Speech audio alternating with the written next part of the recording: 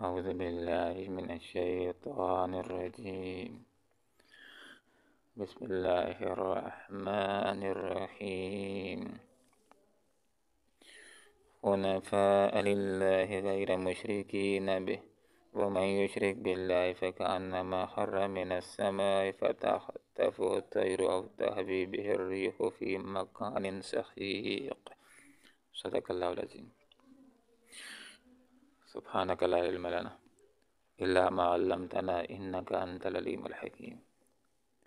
حنفاء یکسو ہو کر کے ہو رہو للہ اللہ ہی کے لیے، غیر مشرکین نہ شریک بنا ہو کسی کو بھی اس کے ساتھ، ومن یشرک اور جو شرک کرتا ہے باللہ اللہ کے ساتھ، فکانما تو وہ ایسے ہے جیسے خر گر گیا ہو، من السماء آسمان سے، فتح تفہ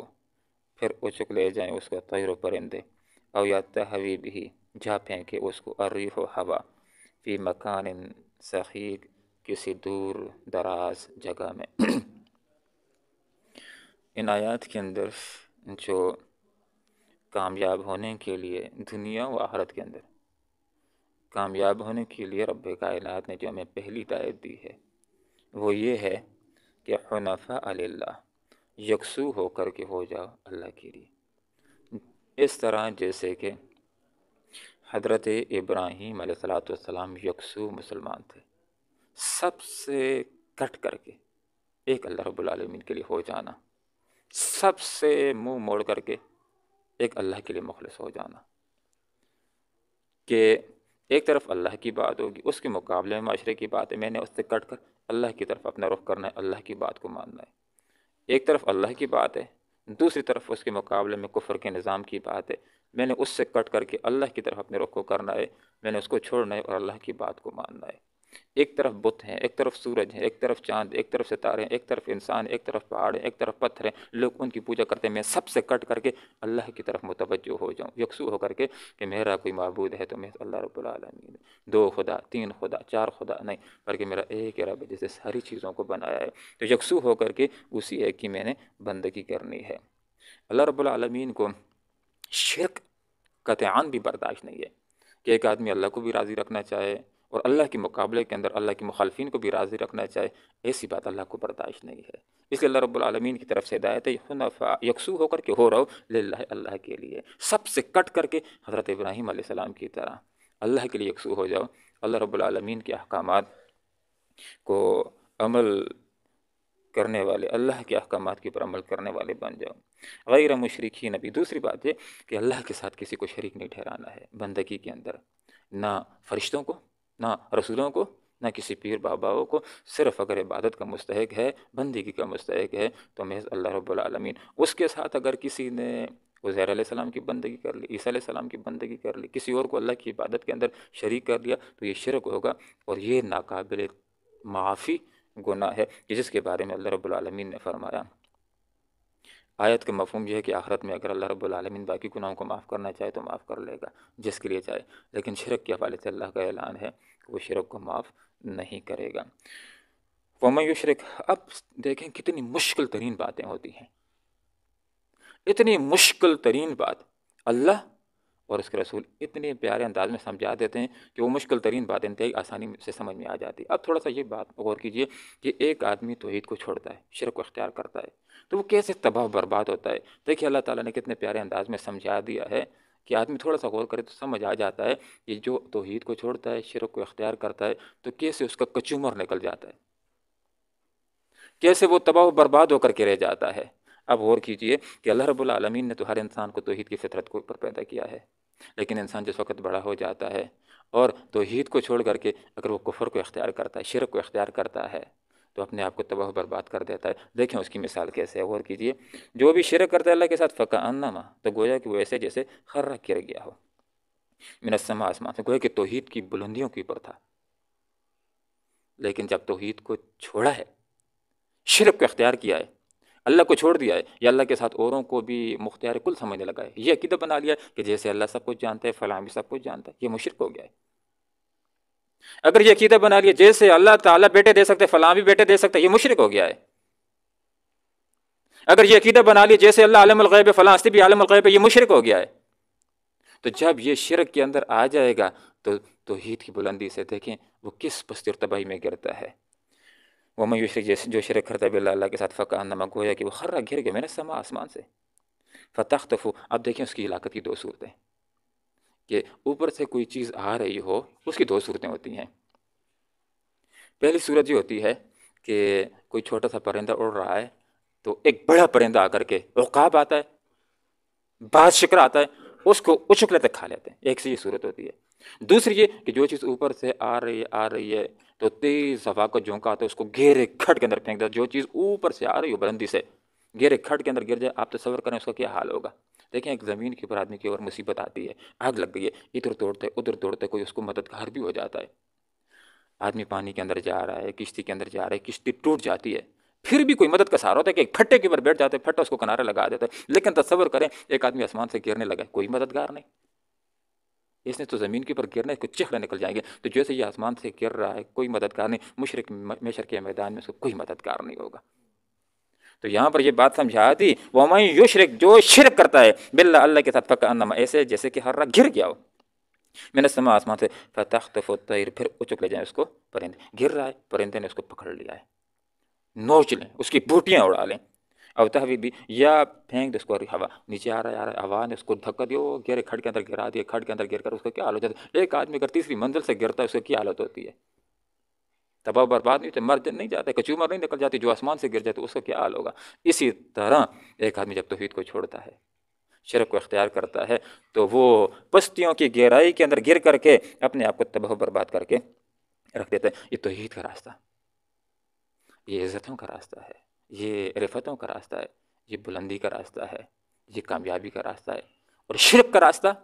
یہ اپنے آپ کو ذلیل کرنے کا راستہ ہے، کہ پیشانی بنی ہے اللہ کے سامنے جو کہ تو حسین نظر آئے گا، لیکن یہ گائے کے آگے جھکنے شروع ہو جاتی، انسانوں کے آگے جھکنے شروع ہو جاتی، پتھروں کے آگے جھکنے شروع ہو جاتی ہے، تو یہ انسان خود ہی اپنے آپ کو مقام میں رفیع سے گرا کر کے یہ پستی کے اندر، ذلت کے اندر اپنے آپ کو لے جاتا ہے۔ ذالک، یہ ہے اصل معاملہ، ومن یعظم، اور جو تعظیم کرتا ہے اللہ کے شاعر کی، تو فإنہا من تقوی القلوب، یہ اللہ کے شاعر کی تعظیم کرنا یہ دل کے تقوی میں سے، شاعر جمع شعیرہ کی، اور شعیرہ علامت کو کہا جاتا ہے، اس علامت کو دیکھ کر کے آدمی کو اس چیز کا تصور ذہن میں آ جاتا ہے۔ جیسے مینار، یہ مسجد کی علامت ہے، مینار کو آدمی دیکھتا ہے تو آدمی کے ذہن میں آ جاتی ہے کہ نیچے مسجد بھی ہوگی۔ تو ایسی تمام چیزیں جن کو دیکھ کر کے اللہ یاد آتا ہے، جن کو دیکھ کر آخرت یاد آتی ہے، جن کو دیکھ کر اسلام یاد آتا ہے، وہ سارے شاعر اسلام میں ان کی عزت کرنی ہے۔ تو شعیرہ سے مراد یہ ہے کہ وہ چیزیں جو اللہ رب العالمین کی عبادت سے متعلق ہیں، تو جو چیز بھی اللہ کی عبادت سے متعلق ہے اس کی ہم نے عزت کرنی۔ دیکھیے ہمیں اللہ سے پیار اور محبت ہے، جب اللہ سے پیار اور محبت ہے تو اللہ کی ہر چیز کی ہم نے عزت کرنی ہے۔ جب اللہ کے ساتھ ہمارے، دیکھیں قرآن کے ساتھ محبت ہے تو ہم پھٹے کی بھی عزت کرتے ہیں، وگرنہ یہی اسی پلاسٹک کی الماری بنی تو اس کی ہم اتنی عزت نہیں کرتے، اسی کا میز بنو تو اتنی عزت نہیں کرتے، لیکن اس پھٹے کو ہم لات نہیں مارتے، کیونکہ اس کا تعلق قرآن سے جڑ گیا ہے۔ جس سے قرآن کی ہم محبت کرتے ہیں تو اس پھٹے کی بھی کرتے ہیں، کیونکہ اس کا تعلق قرآن کے ساتھ ہو گیا ہے۔ تو ہر اللہ سے ہمیں محبت ہے تو اللہ کے حکم سے بھی ہمیں پیار ہے، اس کے ساتھ ہمیں عزت۔ تو یہ داڑھی، یہ نماز، یہ حج اور یہ احکامات، یہ شاعر اسلام ہے، داڑھی کی عزت کرنی ہے۔ کوئی آدمی نماز کا مذاق اڑاتا ہے کہ یہ ورزش ہے، یا کوئی آدمی داڑھی کا مذاق یا اذان کا مذاق اڑاتا ہے تو یہ جرم عظیم ہے۔ تو ہم نے، اسلام نے ہمیں تعظیم سکھلائی ہے۔ وہ جانور جو قربانی کے لیے بھی خاص ہو گیا تو اسلام نے اس کو بھی شاعر اسلام کے اندر شامل کیا ہے، اس کی بھی ہم نے عزت کرنی ہے، اس کی پر سختی نہیں کرنی ہے، اس کو دھوپ کے اندر ہم نے تنگ نہیں کرنا ہے، وقت وقت کے اوپر ہم نے اس کو چارہ دینا ہے، اس کا ہم نے خیال کرنا ہے کہ اس کو اللہ کے نام کے اوپر قربان کیا جائے گا۔ تو جو چیز بھی اسلام کے ساتھ منسوب ہو گئی ہے اس کی ہم نے عزت کرنی ہے۔ تو یہاں پر یہ بات فرما دی کہ جو اسلامی احکامات کی عزت کرتا ہے تو حقیقت کے اندر اس کا دل متقی ہے۔ یہ جو شاعر اسلام کی عزت کرنا ہے، تعظیم کرنا ہے، تو جس طرح اذان بھی ہوتی ہے تو تعظیماً آدمی چپ ہو جاتے ہیں، اذان کا جواب دیتے ہیں۔ اذان ہو رہی ہو، آدمی شور و غل کر رہا ہو تو یہ پھر اچھی بات نہیں ہوگی، گناہ کی بات ہوگی۔ تو یہ تعظیم عزت، جس طرح پروگرام ہو رہا ہوتا ہے، تقریر ہوتی ہے، اذان شروع ہو جاتی ہے تو احترام لوگ خاموش ہو جاتے ہیں، یہ احترام ہونا چاہیے، یہ اذان کا احترام ہے۔ تو یہاں پر اسلام ہمیں عزت اور احترام سکھاتا ہے، تو فرمایا وَمَن يُعَظِّمْ جو تعظیم کرتا ہے شعائر اللہ اللہ کے شعائر کی فإنّا بے شک یہ تعظیم کرنا من تقوی القلوب یہ دلوں کے تقوی میں سے ہے۔ تو جو آدمی بھی اگر شاعر اسلام کی تعظیم کر رہا ہے، ان کی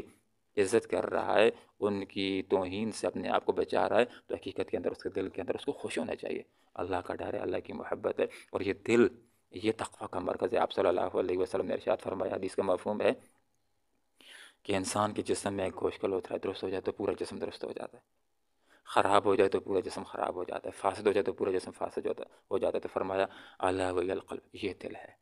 تو دل کے اندر اللہ کی محبت ہو تو باقی اعضاء کی پر محبت آ جانا آسان ہو جاتی ہے۔ دل کے اندر اللہ رب العالمین کا ڈر ہو تو پھر ہاتھ بھی ڈرتے ہیں، کسی کے پر ظلم نہیں کرتے ہیں، مرکز تو دل ہے جہاں سے فیصلے صادر ہوتے ہیں۔ تو یہاں پر یہ بات فرما دی کہ بے شک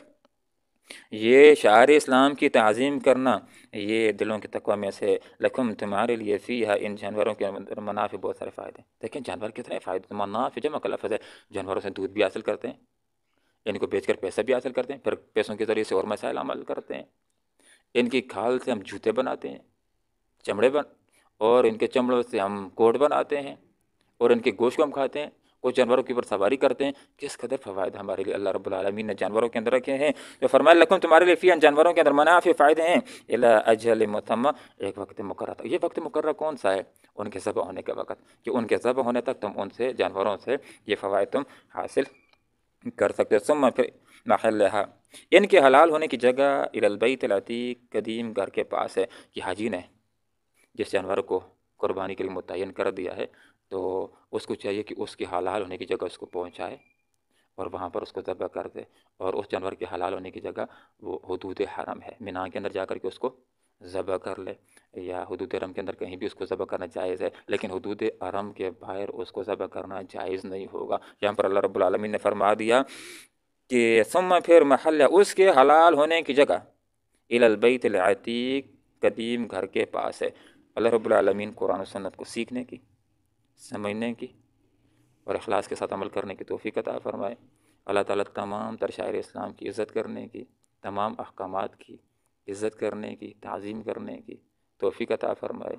اور تعظیم کے اندر یہ بات بھی شامل ہے کہ ہم احکامات کے پر عمل کریں۔ اللہ تعالیٰ عمل کی توفیق عطا فرمائے۔ آمین وآخر دعوانا الحمدللہ رب العالمین۔